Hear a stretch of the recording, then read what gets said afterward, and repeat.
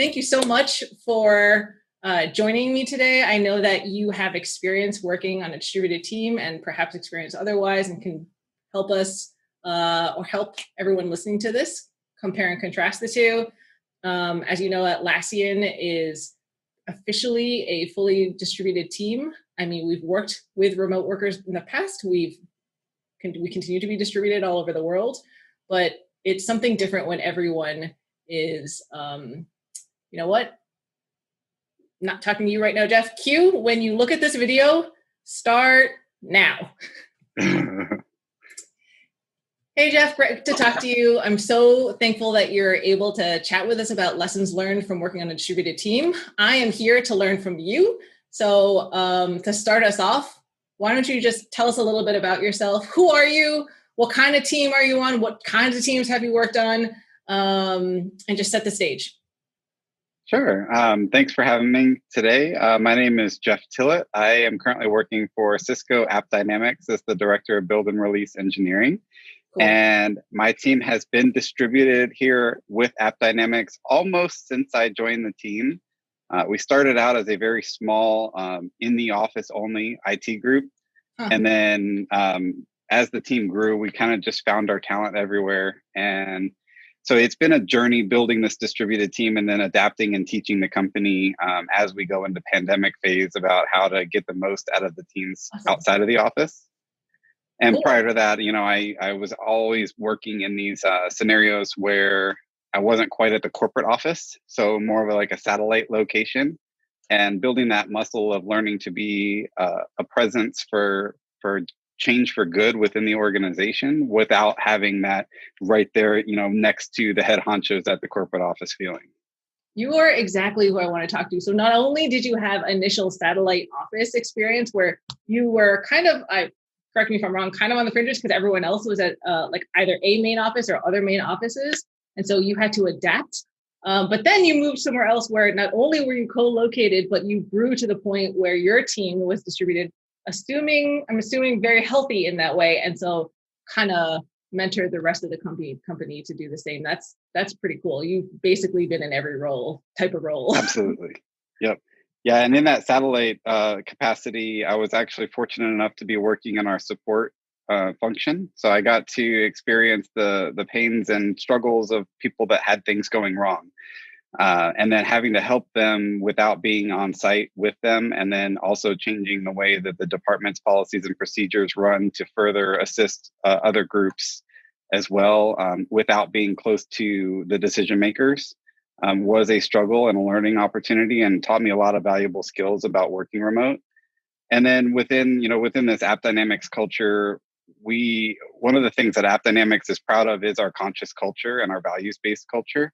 So we have 6 company core values, and we give out awards for them to one individual for each of the 6 values every quarter. So only 4 times a year. And over the last 3 years, we've grown my team from a team of what started out as 2 people to a team of 20 individuals. And our group of 20 has earned 6 of those values awards over the last 3 years, which is the largest concentration of awards of that type in our entire company. And we've done that all while being distributed. Not to build expectation, but I'm expecting big lessons from you. Like, I'm expecting to learn a lot. I'm so excited. Let's dig right into that. I'm very curious, when you first went in your current with your current team from being co-located to having a distributed team, what was the beginning like? And if you could go back, what could you do and say, like, we should have done this right away because we learned that a little bit later? Like, tell us that initial experience. Yeah, it was actually, I don't know how much different I would have done it, to be completely honest. I was fortunate to be kind of in a perfect storm of coming from my experience and knowing what needed to happen. And then having a manager who trusted his staff enough to know that what they were saying was the right thing to do. So I think a big part of having a successful distributed team is going into it assuming trust and not thinking that you have to build the trust. It's a very traditional experience to say, you know, trust is built and earned over time. But when your staff is working behind a screen and you only see them at scheduled meetings, you have to inherently believe that you can trust everybody and that everybody is working towards that common good. And you almost have to take that for granted and have them prove you wrong. So having that opportunity. Pause that really quick, just because I want to dig in further. What does that look like if you are trusting someone to just do their thing when you can't see them in your face all the time versus what does it look like if you didn't? Sure. So one of the big things that we practice is trust and verify.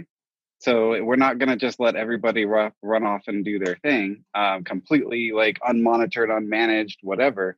What we do is we encourage frequent high bandwidth conversations between employees and their direct leaders.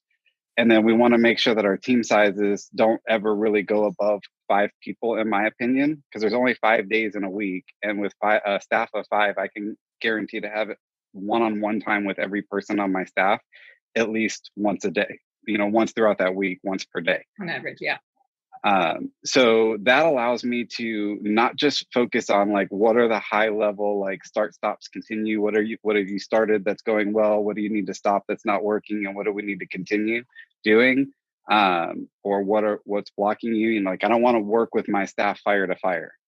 So what we end up doing with this much time for communication is getting to know each other on a really personal and professional level, to know what makes us tick, what are the things that get you out of bed in the morning, what encourages you to, what do you get high on life from after you've done, and let's find more of that work to get into your wheelhouse. Yeah. And what do you not, what kind of drains you? You Sure. might be really good at it, but if you just, man, that day was not very good, let's get that out of your way and onto somebody who may see that as a strength.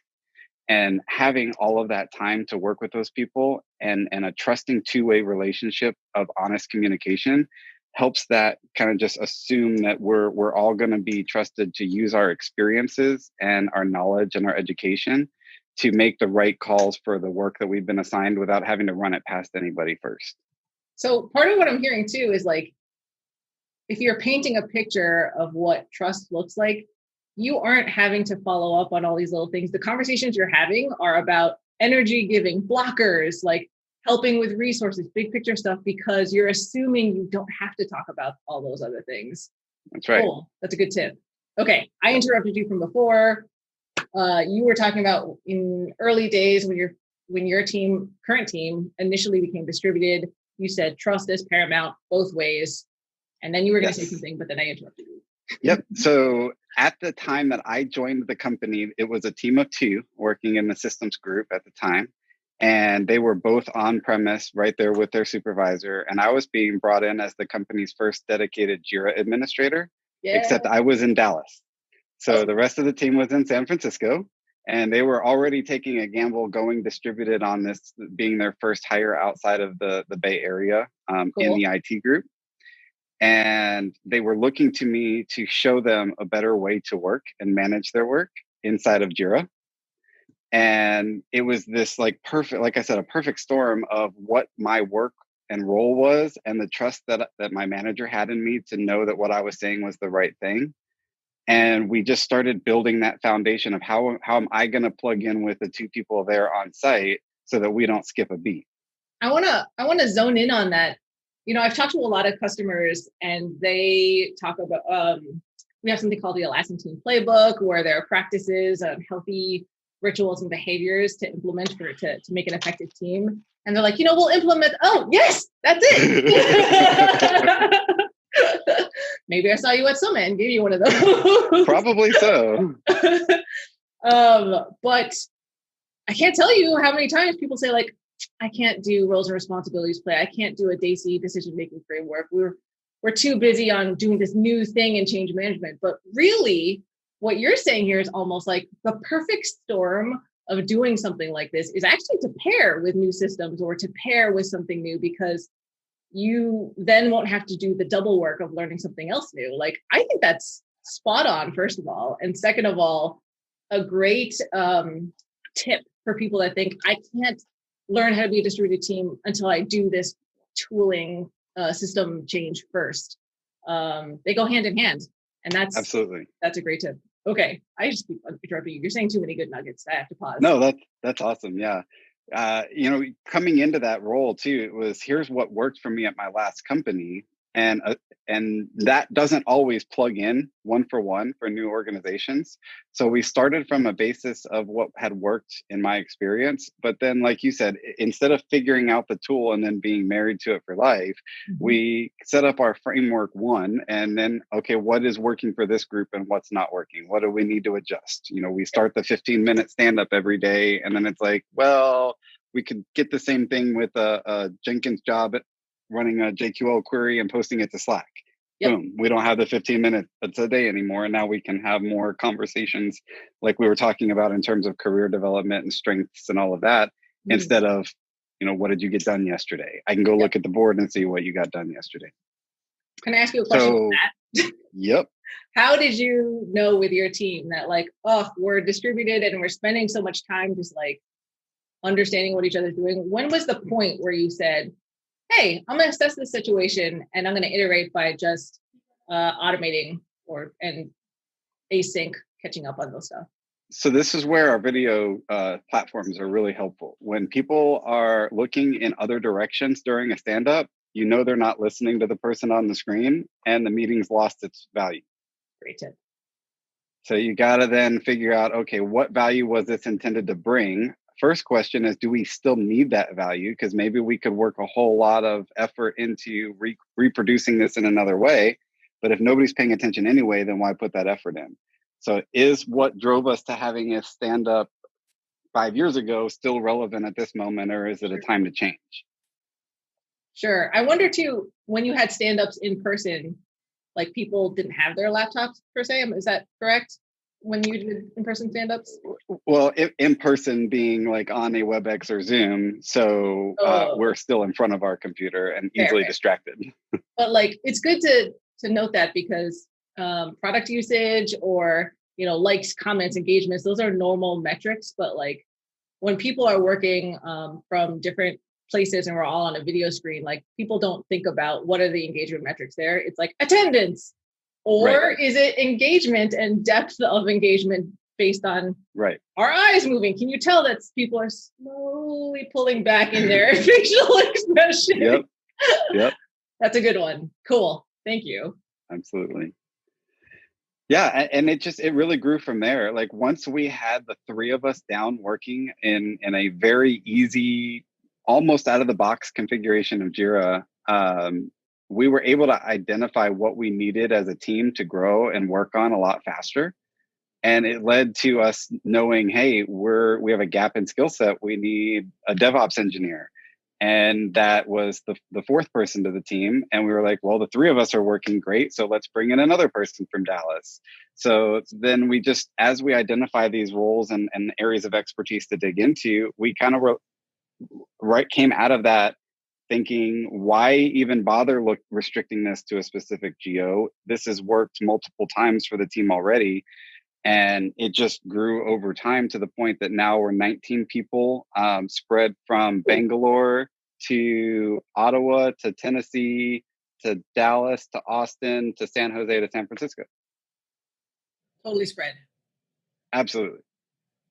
So now I want to jump to the fact that it sounds successful. It sounds like the team is learning and iterating and presumably got taken notice of by the rest of the company through your values awards and just the fact that you're growing and it's still working. At what point did the company say hey, we should scale this or expand it? What were the signals? How did you find out? Were there any decisions that you were a part of to help influence that? Tell us that story. So I wouldn't say we're quite as far along that story as maybe you teed it up to be. But we are, because of the pandemic, there's a reality of we need to at least double down temporarily on what we're going to do to make it through this period of time. And one of the first things that major roadblocks that we ran into was with onboarding of new employees. Mm-hmm. And with lockdown being more extreme in certain parts of the world, we had a problem even getting laptops to new employees to start day one orientation. Yes. So when the team was like, oh my God, what do we do? Well, Jeff's team has been remote forever. What would they do? And within 12 hours, we found this AWS Workspaces product, and we're able to spin up these virtual platforms that you could log into from any like 5-10-year-old hardware and get the full performance of what your normal machine would be like. So we were able to mitigate that quickly. And then that turned into, well, what else are you guys doing that we could learn from? And a lot of what we do is from these team playbooks. So like we use, and other things that Atlassian provides, like we use the project poster a lot, except we've modified the project poster. The area that it calls for possible solutions, we've actually hard-coded a DAISY right there. So in every project poster, we have to provide at least 3 options. And it's okay if one of them is do nothing, but you have to at least explain what the pros and cons of the do nothing decision are in the context of a project poster. And that was very hard for my team of engineers to swallow at first, because they wanted to get right to the keyboard and start working on the problem. Right. And I would tell them, take an entire day to do the project poster. And they're like, that's so much time wasted. I'm like, I don't care. Think about it for an entire day. And then if we're on the same page, then you can get started on it. And the amount of rework that our team had to do went down so drastically that we were able to pump things out at a much better clip. And our status reporting is all automated, and we can copy paste Jira comments with templates into emails for execs that don't want to follow Jira tickets. Okay.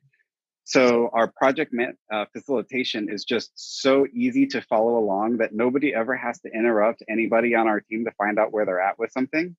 They can naturally find out where we're at. And then we have somebody that's in this like dual purpose facilitator, scrum master type role that leads each of our managed projects, that takes the burden of all of the communication, scheduling of meetings, getting the minutes out, updating the Jira tickets, so that the engineers can just stay completely focused on what they enjoy doing, and they don't have to think about the things that they're naturally kind of shy from. That's exactly right. You're hitting so many things. I want to like diverge and talk about the composition of your team, understanding your roles and responsibility, understanding how planning helps you save time down the road. Even if you think it's adding time up front, there's so many lessons learned for that, but I'm going to pause there and come back to the distributed team.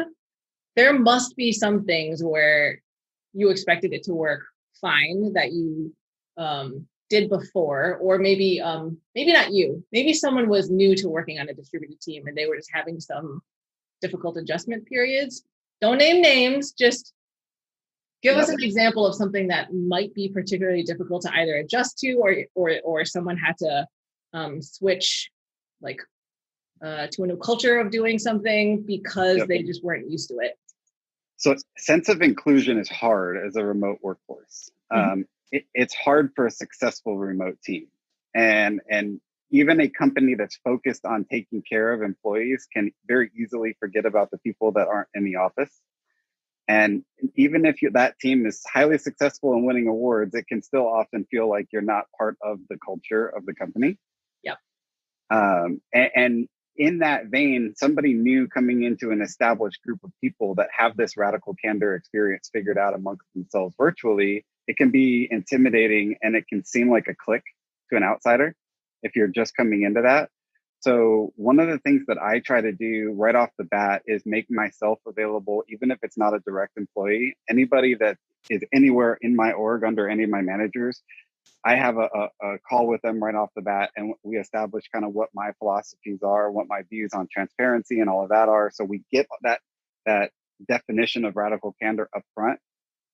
It sounds great. Like when you hear that up front, I just joined this new job, this is their values, that's amazing, but you're still going to be reserved and feel like you're on the outside. And the trick that I found to overcoming that is putting those new people or anybody that's trepidatious into an experience where they're forced to be vulnerable with somebody they're uncomfortable with. Throw them into the deep end. Absolutely. So, but you got to make sure that it's somebody that has the patience to work with an individual like that. Yeah. So I have different personalities with different strengths on my teams that can play into that. So depending on who's struggling at any point in time, I can kind of pair people up, and it's not quite paired programming. It's more of like rubber duck and programming, where you just really need that sounding board and to parrot things back to yourself, and then everything's fine. But in that moment where you have to share your weaknesses and the other person is also willing to share their own, then you see that person light up and really come alive. Is this possible 100% of the time virtually? I don't think so. I think we can get really, really close, but there still is that like 10 to 20% of your time should be spent around your teammates. And so for those times, we do like in the before times, we would do once a quarter trips to the home office. And then we didn't really even care what work we got done in that time. It was more about building that bond. Yep. And I would compare it to like my kids, and it's their week at summer camp. Like they can go to activities all year long and know these kids, and then they can go to summer camp for a week and have lifelong friends.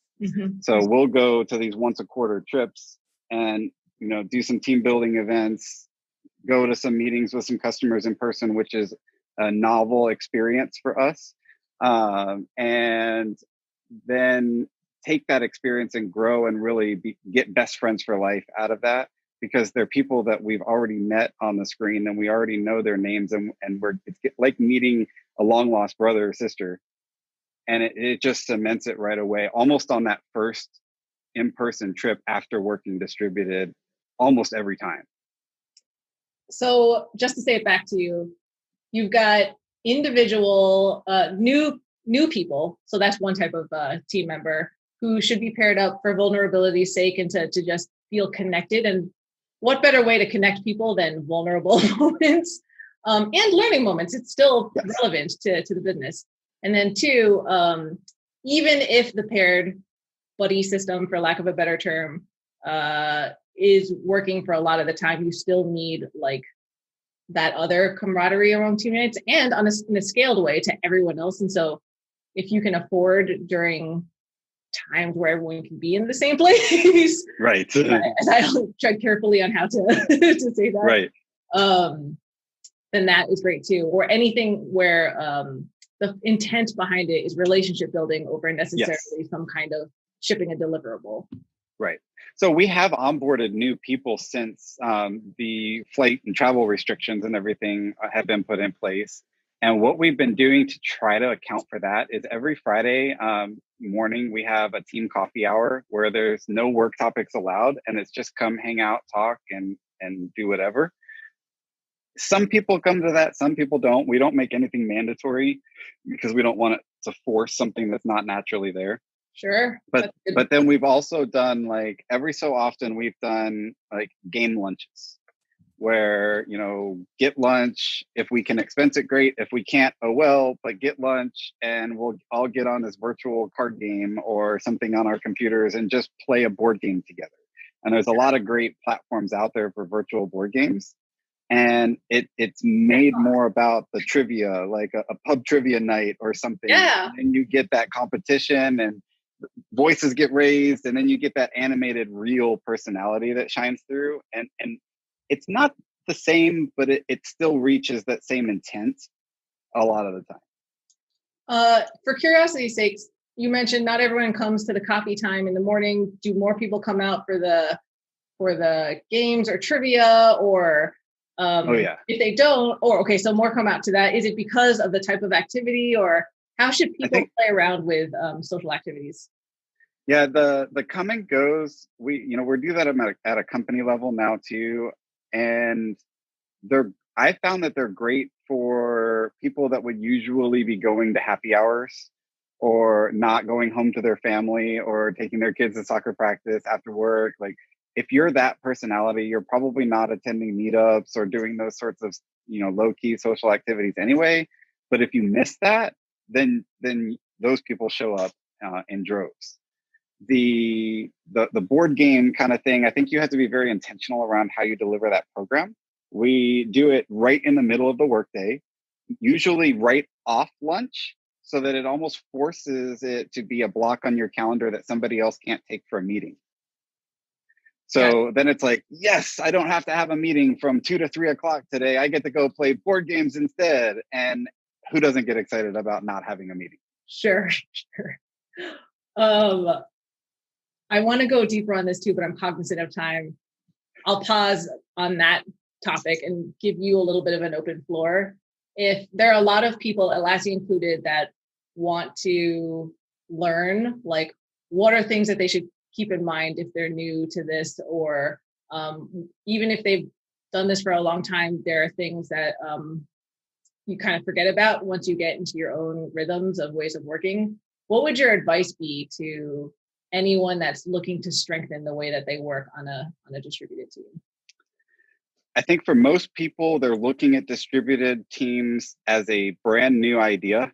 And anytime that you're looking at a change or a new idea, it's usually because something is missing.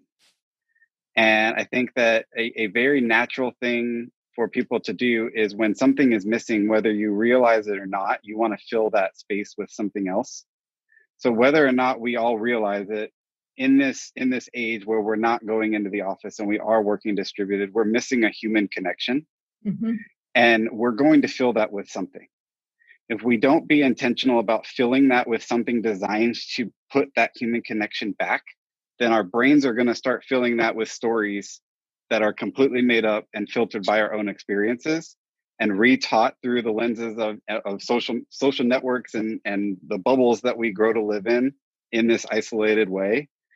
And if you interrupt that cycle, if you allow yourself to tell those stories, then you can start to feel like you're left alone on an island. People are out to get me. My job's at risk. Everything is terrible.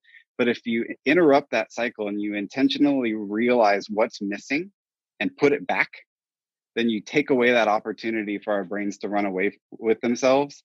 And I think that's key to keeping everybody motivated and energized without that in-person experience. I love the way that you put that. It's basically saying you need to fill the space with something positive so that something negative doesn't creep in there. Yes. And I never thought about it like that. I always thought like, oh, inclusion is important and transparency, but to what end? To the end so that people aren't freaking out and making up stuff that probably aren't true. Just come out with it, be connected, have the radical candor, and like be authentic about your connections with people. I love that. That's absolutely very people-centered. So yes, important. Jeff, this has been such a delight. I underestimated how much I wanted to go deep on things, and I wish that I had booked a lot of time with you. But if people do want to continue that conversation or have questions, we'll throw this up on Atlassian community. But if they want to speak directly with you, you are an Atlassian community lead. They can connect with you that way, or is there any other way that you would want? I'm on Twitter at present with Jeff, or present with Jeff, however you want to look at it. And then you can find me on LinkedIn. I'm pretty active there with little coaching tips every week. Awesome. Just under my regular name, Jeff Tillett. All right. I'm going to look out for that. Thank you so much, Jeff. All right. Thank you.